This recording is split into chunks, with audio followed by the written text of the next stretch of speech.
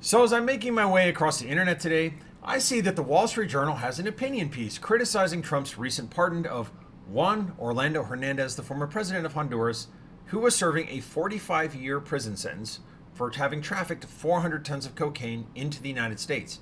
This happened beyond a reasonable doubt, in front of a jury, in federal court in 2024, which means he literally got the fairest trial and highest level of due process in the history of mankind. Okay, I've practiced in state and federal courts, and you get everything beneficial to you as a defendant in that forum.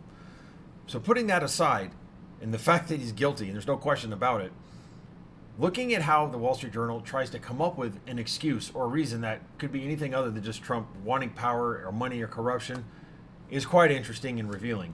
So, we're going to look at this, and we're going to understand how some on the right are starting to understand who Trump really is this late in the game, and we're going to learn about the scumbag that Trump just pardoned.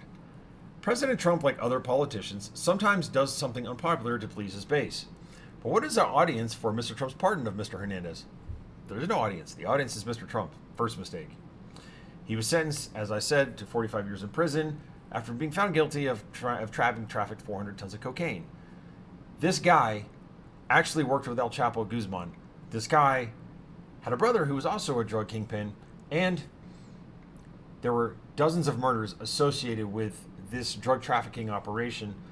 There's no evidence that he directly asked for those to happen or necessarily knew about it. But again, when you bring in 400 tons of cocaine from Central America through Mexico and into the United States worth $10 billion, there's naturally going to be a lot of misery that follows. Now listen to how the federal judge described him.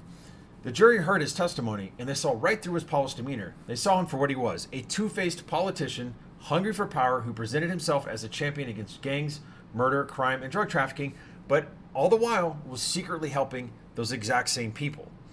So this is like the wolf in sheep's clothing situation. This is like the dirty cop situation, but on the level of an actual president of a country in our hemisphere. Now, you think about all this, you understand he just got convicted like a year ago. What was Trump's compelling reason for having pardoned this guy? Was there racial bias in jury selection? Was there something that infected the fairness of the trial? No, it was none of that. This is literally what he said. I was asked by Honduras, many of the people of Honduras, and they said it was a Biden setup. Really? Does anybody believe that shit? That he went, by the way, people in Honduras speak Spanish, and that they talked to Trump, and he went to the local market, or he went to the gas station, and struck up a conversation with the people of Honduras, and they said, oh, it was a Biden setup, Biden crime family, all the crap that he says, all the stuff the things that Trump loves to hear because he can't stand the fact that he lost to Biden in a presidential election, weaponization of the government, this, that, and the other. It's complete garbage, completely false, nothing specific. It's all about power and money. There's no other explanation for it. Certainly none given by Trump. They basically said, again, that, and they say Biden's DOJ, which also convicted Hunter Biden, which also convicted the other Democrat, Bob Goldbars Menendez, okay, that somehow, despite having convicted those Democrats, was still in the pocket of Joe Biden and said that Mr. Hernandez, was a drug dealer because he was a president of the country.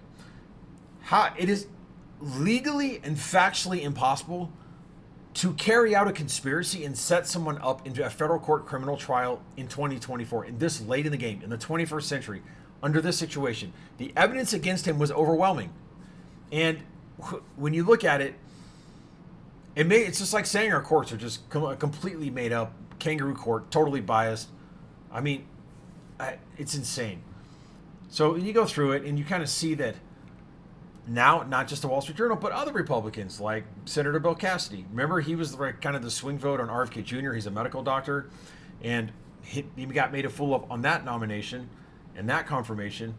And now he's saying, why would we pardon this guy and then go after Maduro for running drugs to the United States? And that's the key point also to understand here is we've got this policy of we have a militarily enforced no-fly zone over Venezuela, arguably an act of war. We're mass murdering people off the coast of Colombia. And supposedly doing all that to stem the flow of drugs into the United States. It's a really bad way to do it. It's illegal, but that's the justification. But then they take that justification and they throw it out the damn window of, by saying they're going to let this guy go. Like, somebody who actually brought 400 tons of cocaine into the United States. Doesn't make any damn sense. Unless you assume it's not about policy and it's for reasons that are nefarious, bad, and related to power and corruption, then it makes perfect sense. And if you apply, again, that same rule to Trump and how he acts and how he, I was going to say how he rules because he's kind of a dictator already, but how he, goes about the job of president, everything makes sense if you assume the worst. That's how you have to understand him. And then kind of going through it, and it says, like, this doesn't make any sense. And they note that Roger Stone is the guy that lobbied for Hernandez to get him out of jail. And what you have to see here is that, Roger Stone, the going price for someone like Roger Stone, who is a complete scumbag and a total criminal, got pardoned by Trump in the first term, it's about $1 million plus, based upon other pardons, other reporting that's out there. So Roger Stone, the scumbag, made $1 million to get a scumbag 400 tons of cocaine into the U.S., manipulated his position as president, drug trafficker scumbag, out of jail. And it was signed by a scumbag.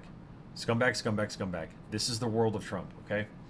So when you put all this together, the Wall Street Journal is still a little bit in denial because they're saying here, well, they're trying to say it's because Hernandez wrote him a really nice letter and said that I was also set up, by radical leftist forces, so on and so forth, trying to draw a connection to the fact that Trump, he was prosecuted, justifiably so, especially with respect to the Jack Smith prosecutions for, the January 6th stuff and the classified documents case, that somehow Trump saw that and gave too much credence to it, felt too much of an affinity, he was flattered too easily, and that's why he pardoned him.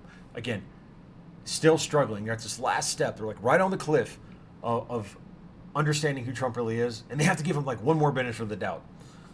It's ridiculous, it's absurd, it's kind of sad and pathetic and pitiful, but this is where they're at.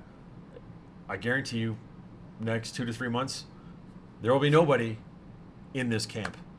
They're either going to be hardcore people on the right who support Trump no matter what he does, and then that's it. So here's where we are. This is another horrible, horrible pardon of somebody who is a terrible person and has caused mass suffering in the United States itself. And it goes day by day. And if you think about it, if there's anything organized Trump is doing, it is building up these horrible pardons in order to get to a point where he can pardon Ghislaine Maxwell, and it seems normal. I mean, after this guy, he actually pardoned a Ponzi schemer who made, hundreds of millions of dollars ripping off people who were not wealthy, middle-income Americans who lost their life savings. And again, provided no specific reason about the fairness of the trial or anything else that justified this guy getting out. And again, usually when you have someone who has an unfair trial, the remedy is to file an appeal or a motion for new trial. It's not to just get off scot-free completely at the beginning of your damn sentence. Anyways, guys, thanks for watching. I'm sure we'll have more in this parade of horribles to come. Take care. Have a beautiful night.